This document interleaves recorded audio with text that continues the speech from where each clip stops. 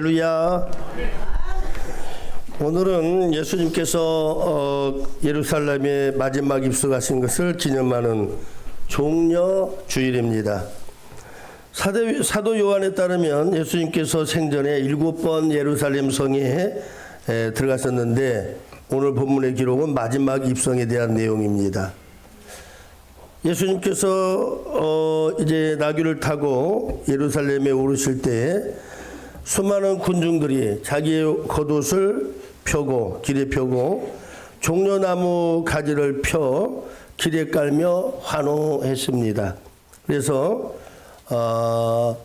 예수님이 이 예루살렘에 오르신 마지막 이때를 종려주일이라고 우리는 표현합니다. 종려나무는 승리와 기쁨과 평화와 번영을 상징합니다. 제자들은 겉옷을 나귀 새끼 등 위에 또 길 위에 펴고 무리들은 무리도 함께 그렇게 하다가 종려나무 가지를 흔들며 환영하며 노래를 불렀습니다. 호산나 찬양을 했습니다. 우리 21장 9절 말씀 한번 다시 한번 읽읍시다.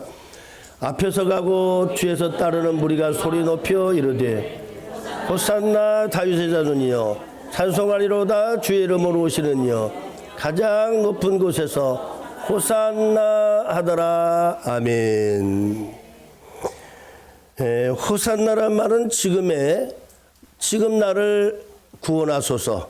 한번 같이 해볼까요? 주님, 지금 우리를 구원하소서. 지금 우리를 구원하소서라고 하는 그런 뜻입니다. 이러한 환영은 왕이나 장군, 전쟁에서 크게 승리하고 오는 장군이 계선할 때 행했던 의식이라고 합니다. 그런데 여러분, 전쟁에서 승리한 것도 아니고 나귀 타고 오신 예수님을 계선한 왕처럼 환영한 의미가 무엇일까요? 그것은 예수님이 참 승리의 왕이시기 때문입니다. 예수님께서 예루살렘에 입성하실 때의 예루살렘 성에는 두 무리가 만나고 있었습니다. 한 무리는 갯바게로부터 예수님을 따라온 무리였고 또 한 무리는 예루살렘 성 안에 있었던 그래서 예수님의 일행을 마중 나온 무리들이었습니다. 그들은 주님께서 나귀를 타고 입성하시자 겉옷을 벗어 길에 깔고 종려나무를 흔들며 예수님을 환영했던 것입니다. 겉옷을 벗어 길에 펴는 행위는 아주 의미 있는 행위라고 합니다. 왜냐하면 이 행동은 왕을 영접할 때 하는 의식이 있기 때문입니다. 그래서 열왕기 하 9장 13절을 보면 한번 함께 읽어볼까요? 시작. 무리가 각각 자기 옷을 급히 가져다가 섬돌 위 곧 예후의 밑에 깔고 나팔을 불며 이르되 예후는 왕이라 하니라. 왕으로 모실 때에 겉옷을 이렇게 밑에다 깔고 그 위로 걷도록 했다는 거예요. 바로 이 표현들은 예수님을 뭐로? 왕으로 맞이했다는 의미를 가지고 있습니다. 그렇습니다. 예수님은 진정한 의미에서 승리의 왕이셨습니다. 사탄과 싸워 승리하셨습니다. 죄와 싸워 승리하셨습니다. 죽음과 싸워 승리하셨습니다. 그리고 이제는 영원한 승리를 위해서 거두기 위해서 예루살렘 성에 입성하신 것입니다. 그러므로 예수님의 예루살렘 입성은 승리의 왕으로 입성하신 것입니다. 두 번째는 겸손의 왕으로 오셨습니다. 예수님은 예루살렘 입성할 때에 세상의 왕들이 타는 위험 있는 군마를 화려한 금색의 금마를 타고 오지 않으셨습니다. 대신 볼품없는 나귀도 그것도 나귀 새끼를 타셨다고 그랬습니다. 자, 5절은 이를 가르쳐서 스가랴서 9장 9절 말씀의 예언이었는데 한번 따라서 해봅시다. 그는 겸손하여 나귀 곧 멍에 매는 짐승의 새끼를 탔도다. 이렇게 증거합니다. 이것은 그분의 통치가 굴림이 아닌 섬김에 있음을 의미하고 있는 것입니다. 예수님은 연약한 육체를 취하시고 고난의 생을 사시며 순환을 당하시고 십자가에 달려 죽으시고 무덤에 장사된 것은 모두 예수님에 대한 겸손이고 예수님의 비하의 모습이었습니다. 만약에 여러분 예수님께서 겸손의 왕이 아니셨다면 우리는 아무도 구원받을 사람이 없을 것입니다. 나귀 새끼를 타고 입성하신 예수님은 겸손의 왕이셨습니다.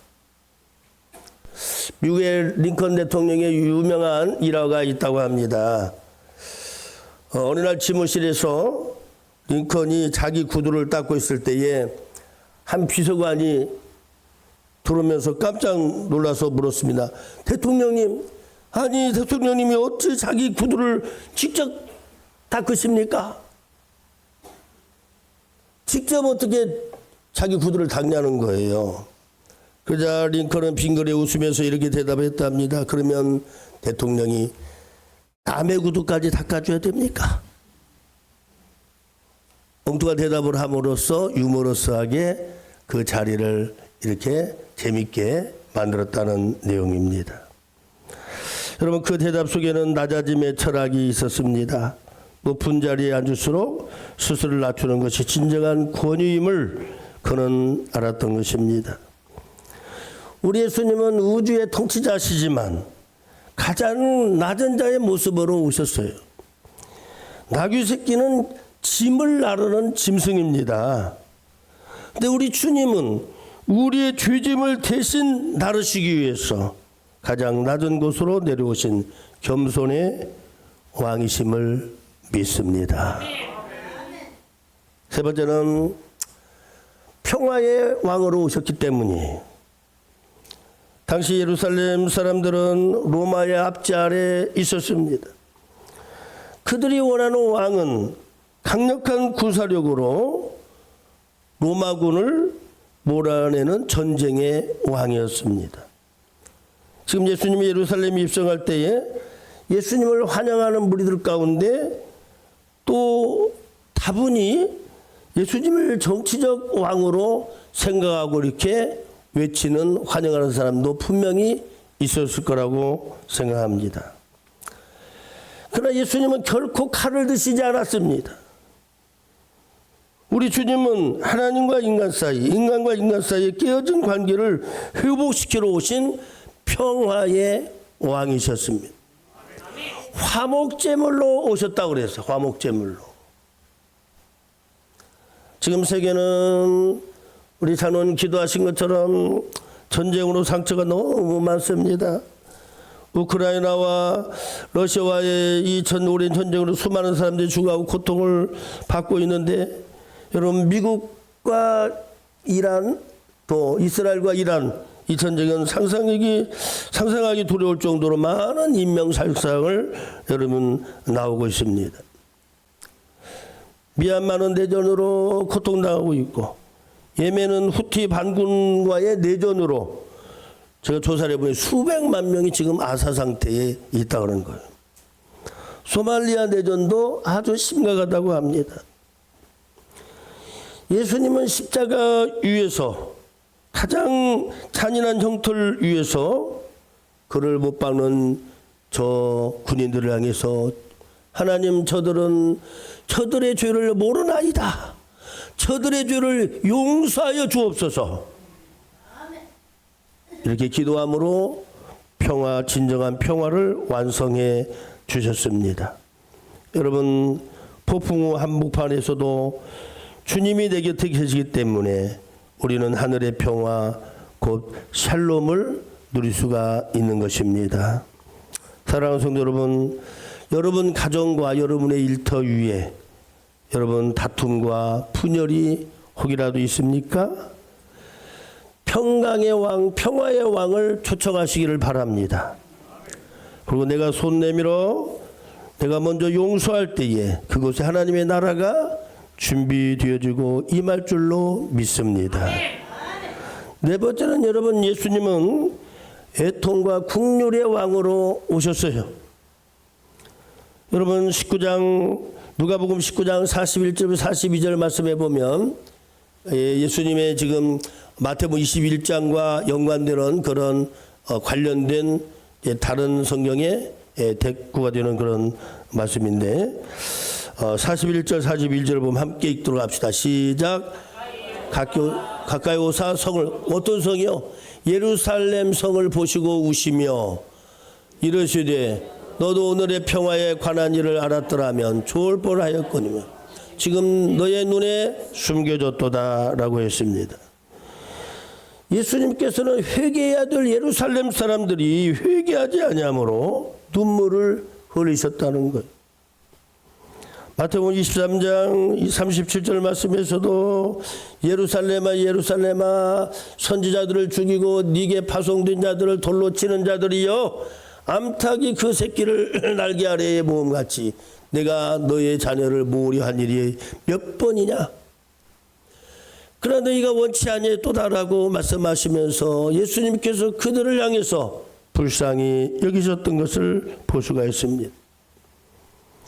여기서 우리는 예수님의 여러분 애통의 왕, 눈물의 왕, 국률의 왕임을 알 수가 있습니다.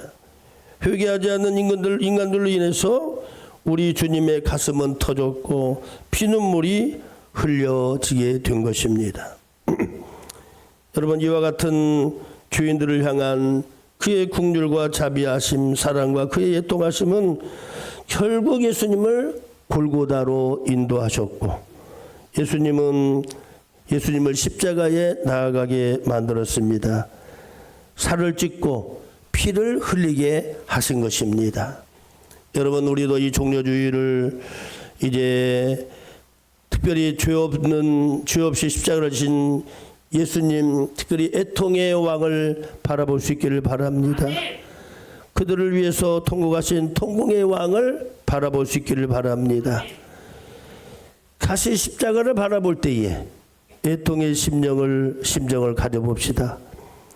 옆구리의 창자국을 바라볼 때에 회개의 심정을 가지시기를 바랍니다.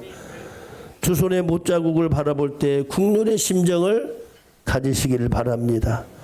두 발의 못자국을 바라볼 때에 통곡의 여러분 심정을 가지시기를 바랍니다. 마지막으로 여러분, 예수님은 사랑의 왕으로 오셨기 때문입니다. 여러분, 8절에 보면 사람들이 겉옷을 길에 폈습니다. 당시 겉옷을 펴는 행위는 나의 왕이며 나의 왕이여 나의 생명과 소유는 다 당신의 것입니다 라고 복종의 고백이었다고 합니다. 예수님은 그 사람들의 고백을 받으시고 역설적으로 자신의 생명을 그들에게 내주시기로 결단하셨습니다. 예수님이 예루살렘 성에 입성하신 궁극적인 목적이 뭡니까? 여러분, 만왕의 왕으로 오셨지만 보좌에 앉기 위함이 아니라 십자가에 달리기 위함이었습니다. 사랑하시기 때문에 죽으러 오신 왕, 세상에 이런 왕이 어디 있겠어요? 예? 왕은 왕인데 죽으러 오신 왕이 어디 있겠어요? 한 세기의 영웅이었던 나폴레옹이 영국과 워터루 전쟁에서 지고 그 말년에 세인트 헬레나 섬에서 외롭게 유배되어 여러분 이제 죽음을 기다리고 있었습니다. 이때 유명한 고백을 하게 됩니다. 뭐라고 말했는지 압니까? 나는 칼로서 세계를 정복하려 했지만 실패했다. 그러나 나사렛 예수는 오직 사랑으로 세계를 정복했다. 할렐루야. 우리 주님은 사랑의 왕이시기 때문에 성자 하나님의 아들 그 고귀한 몸을 십자가에 다 내놓으시고 살을 찢기시고 피를 다 흘리심으로 우리를 구원하셨던 것입니다. 사랑하는 성도 여러분, 예수님은 마지막 재림의 때의 심판의 왕으로 또한 오실 것입니다. 여러분, 우리 주 예수님을 사랑하는 자는 그 사랑을 입게 될 것이에요. 충성하는 자는 생명의 면류관을 받게 될 것입니다. 말씀에 충성하는 자, 순종하는 자는 영생의 축복이 있을 줄로 믿으시기를 바랍니다. 끝까지 예수님을 믿고 따라가는 자는 부활의 영광을 차지하게 될 줄로 믿으시기를 주의 이름으로 축원합니다. 사랑과 은혜가 풍성하신 하나님, 오늘 이 시간 종려